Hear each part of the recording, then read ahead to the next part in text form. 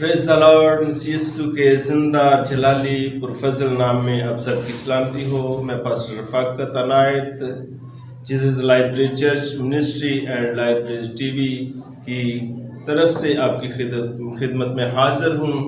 और daily verse के साथ जो आज हमारी वर्स है अज़ीज़ो, वो है पहला करंथियों का ख़त है मुक़द्दस।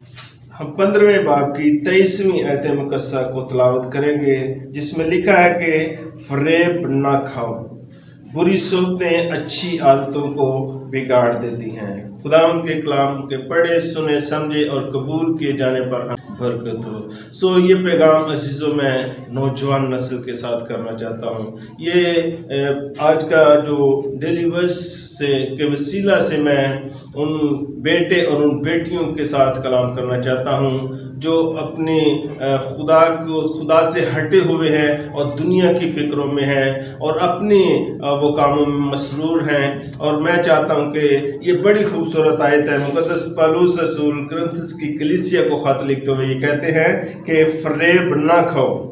फ़रेब हमें नहीं खाना। फ़रेब हमारा देने वाला हमारा मुखालिफ इब्लीस है, वो जिसके बारे में लिखा है कि वो हर वक्त बब्बर शेर की तरह दहाड़ता रहता है। और हमें अपनी देखना है। अगर ये बात मैं वालिदैन के लिए करूं तो ये बहुत अच्छी बात है।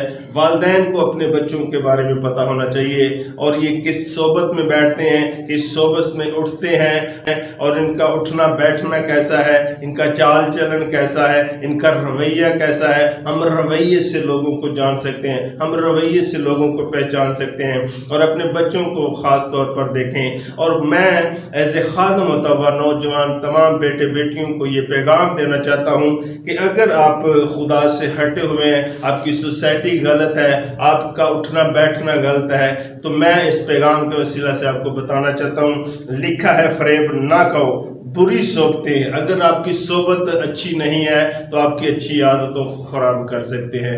आपकी अगर सोसाइटी अच्छी नहीं है, आपका उठना बैठना अच्छा नहीं है, तो आपके जो वालिदैन की तरबियत है वो भी ख़राब हो सकती है।